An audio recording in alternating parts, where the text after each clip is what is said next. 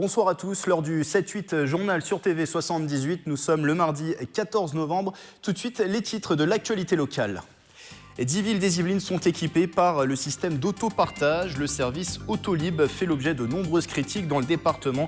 Et les communes concernées s'inquiètent du déficit de l'équipement géré par le groupe Bolloré. Chronique dans ce journal. C'est la semaine des écrivains persécutés, emprisonnés et empêchés. À cette occasion, poètes et auteurs vont à la rencontre des jeunes Saint-Quentinois. Et demain, une soirée spéciale se tient au Prisme à Elancourt. Nous en parlons avec Jacques Fournier, directeur des itinéraires poétiques, et Rémi Ngono, journaliste camerounais exilé aujourd'hui en France. Enfin, comme chaque mardi, le portrait de la rédaction consacré à une personnalité yvelinoise. Ce soir, nous partons à la rencontre de Marc Bourgne, le rambolitain, imagine et dessine des aventures depuis 23 ans, dont la plus célèbre, Michel Vaillant. Avant de développer ces titres, ils interpellent Emmanuel Macron au sujet de la ligne 18. Plusieurs élus locaux concernés par le dossier ont envoyé une lettre au président de la République. Parmi les signataires, les agglomérations de Saint-Quentin en Yvelines et de Versailles-Grand Parc. Dans ce courrier, rappelez l'importance du maintien du projet qui doit relier Versailles à l'aéroport d'Orly, primordial pour l'attractivité du territoire et en vue des Jeux Olympiques 2024. Le gouvernement doit faire prochainement des annonces sur la ligne dans un contexte de rumeurs d'abandon du tracé ou de report du calendrier.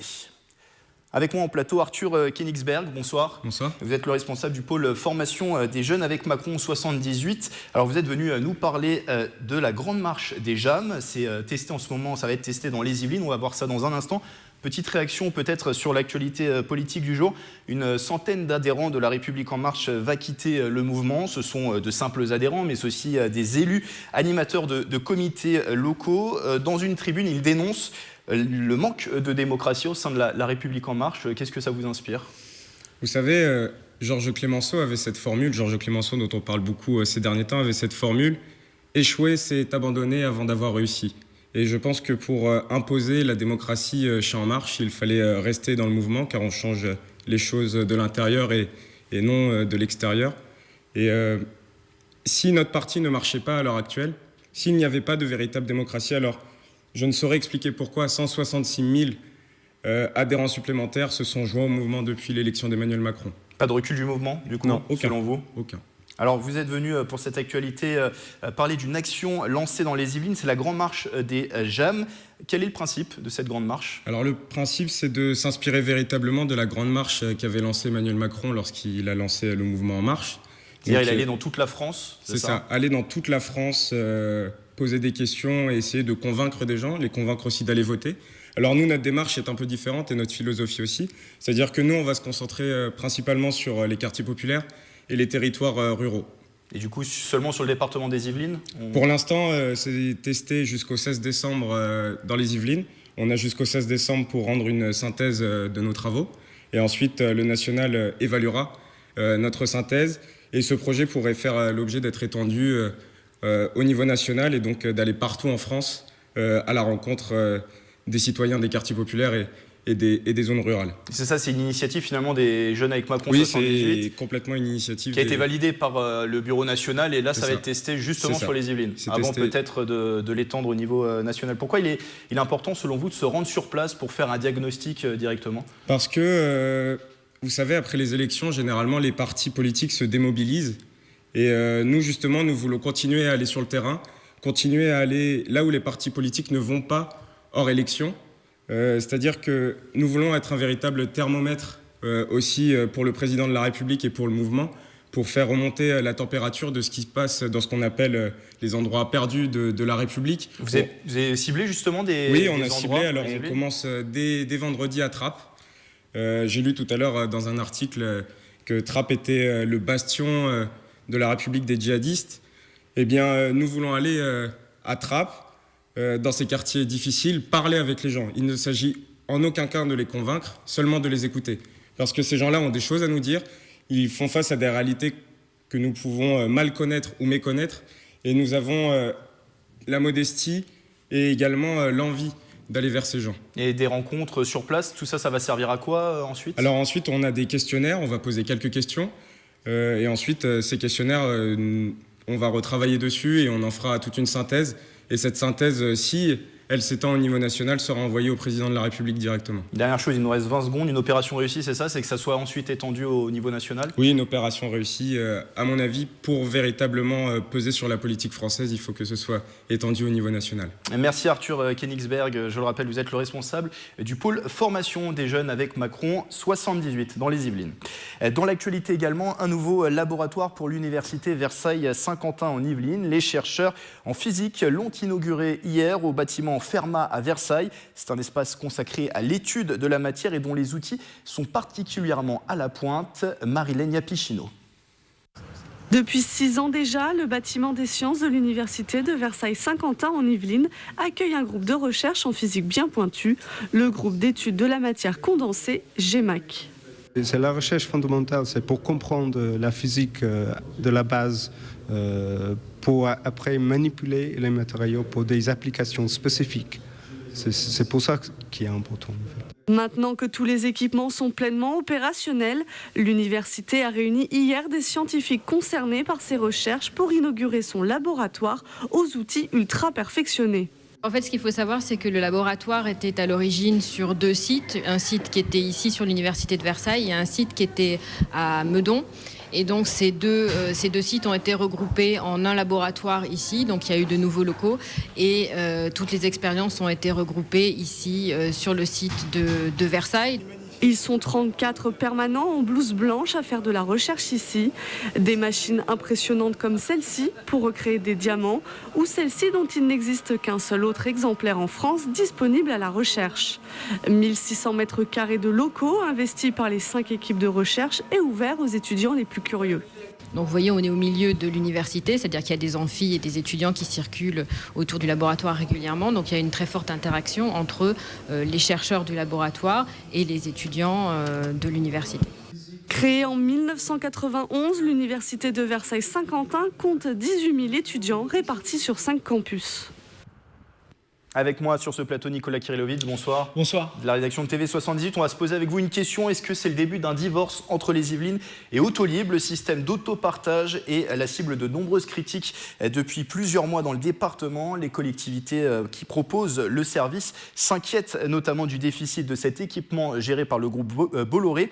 Alors, ces collectivités ont décidé, Nicolas, de se faire entendre. En effet, et pour bien comprendre l'enjeu du problème, commençons par un chiffre, celui qui va s'afficher sur l'écran, 179 millions d'euros. Ce n'est pas le chiffre d'affaires généré par le service Autolib, mais son déficit prévu à l'horizon 2023, selon des informations du groupe Bolloré, vous le disiez, qui gère Autolib depuis 2011. Et c'est ce chiffre précisément qui a semé le trouble auprès des collectivités territoriales du département, puisque le groupe Bolloré s'engage à payer seulement une partie de cette dette, 60 millions d'euros. Il resterait alors à la charge des villes adhérentes 119 millions d'euros à régler. Et selon des informations parues dans la presse récemment, en fait, ce déficit pourrait même atteindre 250 millions d'euros, ce qui rajoute évidemment de l'inquiétude à l'inquiétude. Et d'ailleurs, Nicolas, ce déficit pousse les communes à réfléchir sur leurs investissements. Oui, depuis 1 an maintenant, beaucoup d'entre elles font marche arrière. La ville de Bois d'Arcy, par exemple, a décidé de ne plus installer du tout de station sur son territoire, alors que la première devait être inaugurée cette année. La ville de Versailles, elle, ralentit les investissements. 9 stations sont prévues initialement. Elles se limitent à 5 pour le moment. Et l'agglomération de Saint-Quentin-en-Yvelines est aussi concernée. Elle a décidé de stopper les installations pour l'instant. À la base, 26 stations sont prévues sur le territoire. Tout est prêt selon les services de l'agglomération, mais rien n'est déployé au regard justement des risques financiers. Fermez les guillemets. Un constat négatif, est-ce qu'il est possible pour Autolib d'inverser cette tendance? Eh bien oui, selon les élus yvelinois justement, et notamment Philippe Briot, le maire Les Républicains de la ville du Chesnay, qui a pris en quelque sorte la fronde de la fronde locale. Sa ville était la première initialement à avoir installé Autolib dans les Yvelines, et il demande une réorganisation de la stratégie d'Autolib. Pour lui, il faut davantage communiquer pour attirer plus d'utilisateurs, arrêter aussi la chasse à la voiture voiture lancée par la mairie de Paris, selon Philippe Briot, et valoriser aussi le service Autolib face à la concurrence des VTC ou des taxis. Et surtout, Philippe Briot souhaite plus de transparence pour connaître les vrais problèmes d'Autolib. Petit exemple, un audit a été lancé il y a 9 mois. Les résultats ne sont toujours pas connus. Alors selon Philippe Briot, il en va de la survie d'Autolib. Écoutez-le. La direction d'origine, telle qu'elle a été prévue dans la délégation initiale, qui n'était faite que pour la ville de Paris, ne va plus dans le bon sens. Et donc, comme toute nouvelle chose, il faut la réactualiser. C'est ce que je demande, c'est ce que nous demandons. Et je suis bien déterminé à mobiliser l'ensemble des communes qui partagent mon point de vue sur le sujet, voire même des élus de Paris qui devront se réveiller, s'interroger et se mobiliser. Je dis qu'aujourd'hui, c'est une urgence. Et en tant que médecin, je sais que les urgences sont importantes. Sinon, elles ont des conséquences létales. Et Grégory, une mauvaise nouvelle n'arrive jamais seule. Pour la première fois en l'espace de 5 ans, les abonnements Autolib sont en baisse entre 2017 et 2016, moins 5% pour atteindre aujourd'hui un peu plus de 103 000 abonnements actifs. Merci Nicolas pour ces précisions. Santé, aujourd'hui c'est la journée mondiale du diabète. Elle sert à informer et sensibiliser à cette maladie qui touche plusieurs personnes, beaucoup de personnes, parfois sans qu'elles le sachent. On estime en France que 700 000 Français ignorent être diabétiques. Il est donc important de se faire dépister. Tout le mois de novembre, des pharmacies participent à une opération gratuite et anonyme. Un sujet de Camille Lambert. Vous asseyez. Voilà, donc je vais vous poser quelques questions juste... Tout commence par un petit questionnaire. Taille, poids, antécédents et régime alimentaire, autant d'éléments qui permettent de déterminer le risque d'être diabétique. Place ensuite au test à l'aide d'un glucomètre. L'appareil permet de mesurer le taux de glucose dans le sang. En dessous de 1,10 g si on n'a pas eu de repas à moins de 2 heures, on a la certitude qu'il y a 700 000 personnes qui sont diabétiques et qui l'ignorent, parce que c'est une maladie sourde. Perte de vue, infection, les symptômes n'apparaissent réellement qu'à un stade avancé de la maladie. L'URPS mène donc depuis 3 ans une campagne de dépistage du diabète en Île-de-France.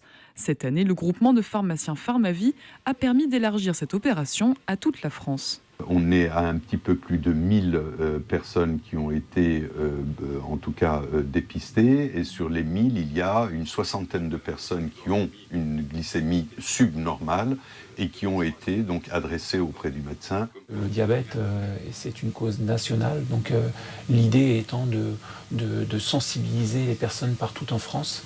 Et donc nous avons incité l'ensemble du réseau à participer à ces journées. Et donc nous avons... à l'heure actuelle, plus de 100 pharmacies qui participent à ces dépistages. Plus de 2,5 millions de Français sont atteints de diabète. Parmi les personnes à risque, celles de plus de 45 ans, celles en surpoids, ayant un diabétique dans la famille ou les femmes ayant eu du diabète lors d'une grossesse. Dans les Yvelines, il est possible de se faire dépister à Guyancourt, Houdan ou Rambouillet jusqu'au 30 novembre. Autre journée mondiale, c'est demain celle des écrivains en prison. Toute cette semaine est en fait consacrée à ces auteurs persécutés, empêchés et emprisonnés au seul motif de leurs écrits. Et on accueille sur ce plateau pour en parler 2 invités. Jacques Fournier, bonsoir. Bonsoir. Vous êtes le directeur des itinéraires poétiques de Saint-Quentin en Yvelines.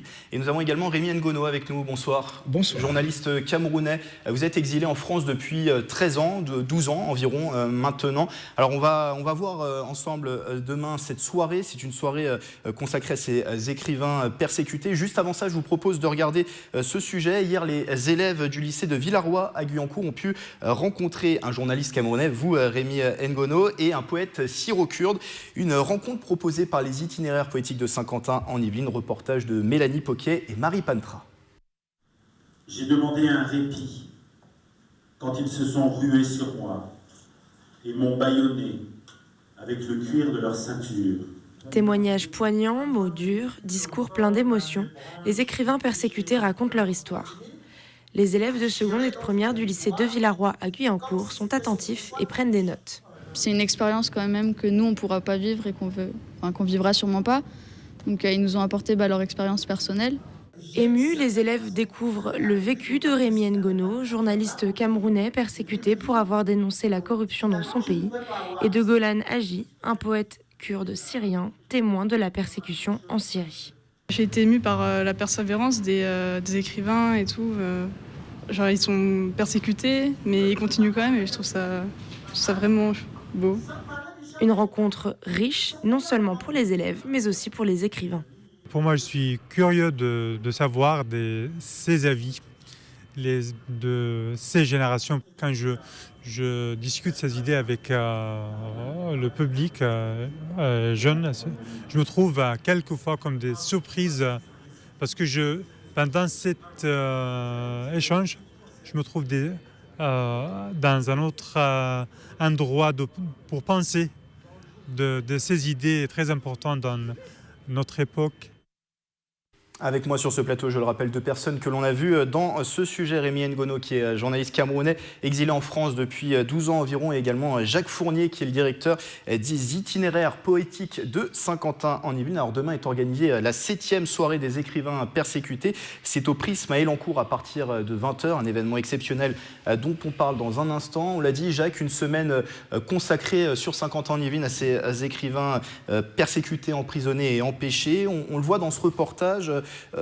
Il y a une importance de cette rencontre. Les jeunes ont apprécié de pouvoir rencontrer ces auteurs. Oui, parce que dès qu'on a lancé cette action avec mes collègues de la ex-Maison de la Poésie, maintenant itinéraire poétique, sur le territoire, on a tout de suite envisagé ces rencontres avec des collégiens de 3e, des lycéens et des étudiants.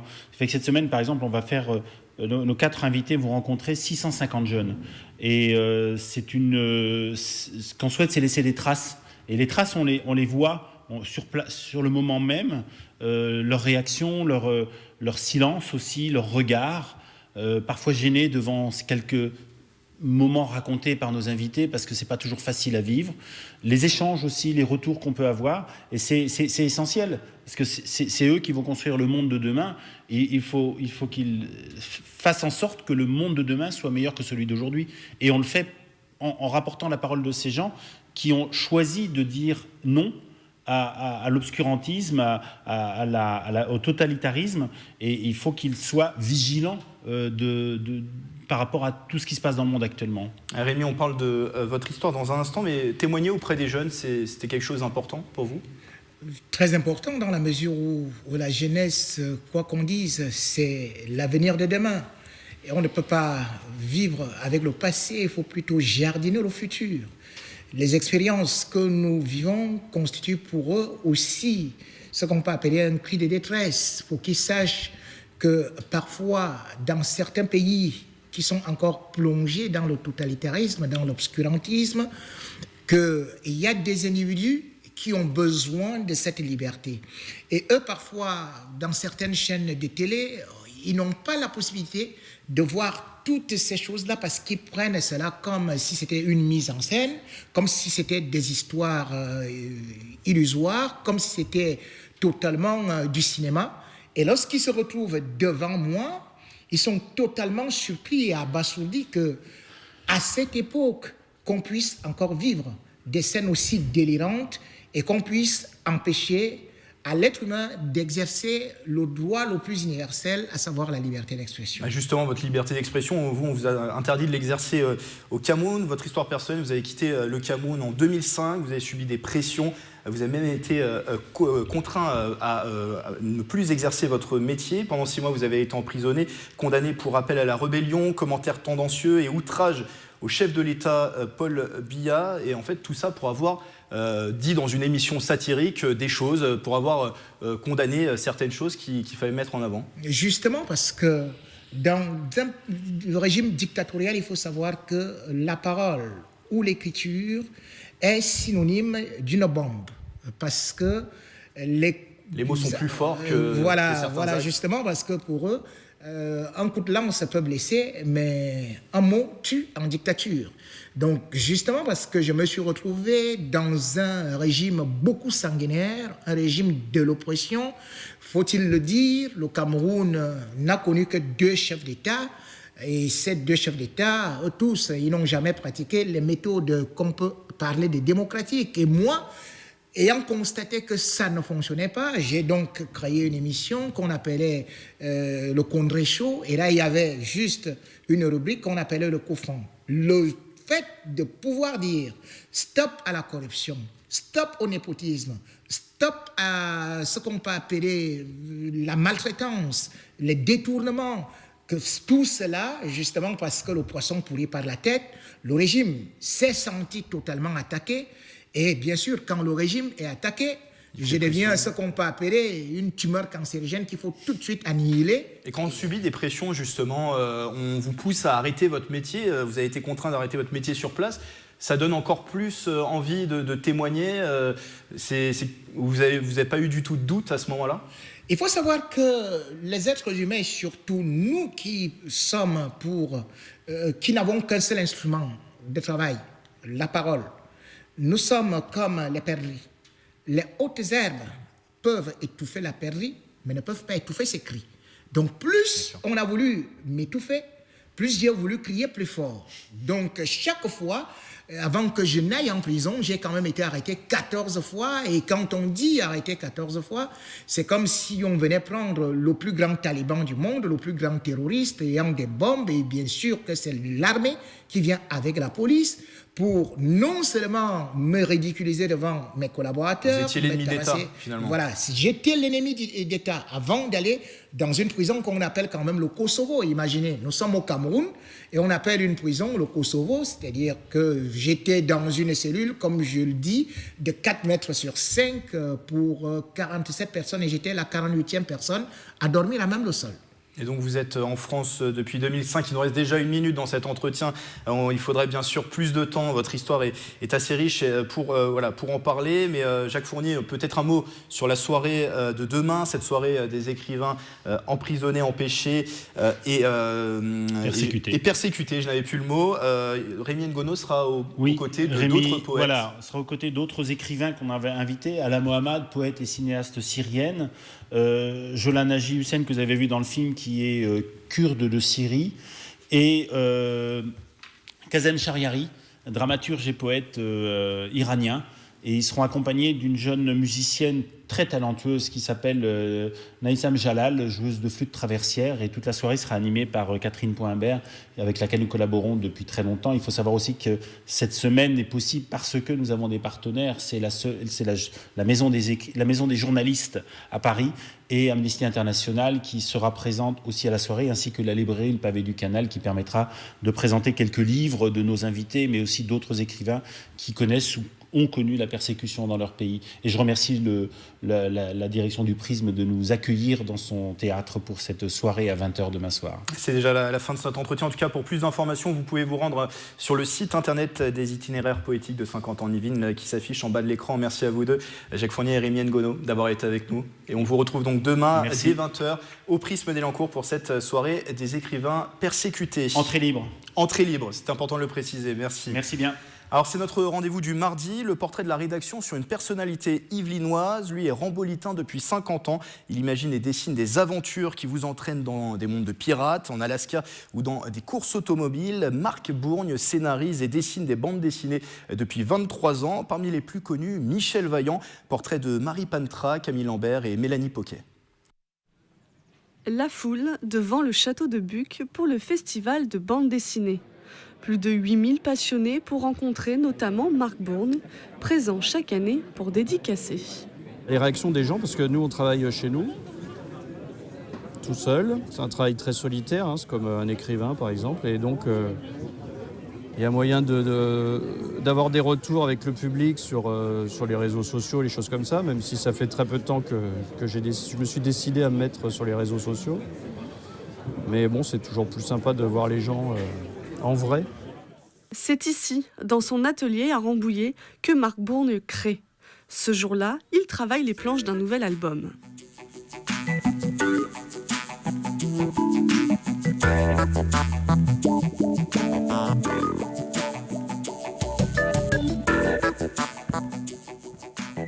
C'est un one-shot, c'est ce qu'on appelle un one-shot, c'est-à-dire une histoire complète en un album que je dessine sur un scénario d'Olivier Berlion et de Marc Omeyer. Et en fait, la collection L'Art du Crime, c'est une série de one-shots, d'histoires complètes, qui sont toutes sur le thème de l'art et du crime. Donc je repasse le crayonné à l'encre. Alors j'ai différents stylos de différentes tailles. Avant j'utilisais des plumes, mais j'arrive pas à trouver de bonnes plumes, donc j'utilise des bons stylos. Et puis une plume, un pinceau et de l'encre de Chine. Rambolitain depuis toujours, Marc Bourne est dessinateur et scénariste de bande dessinée depuis 27 ans.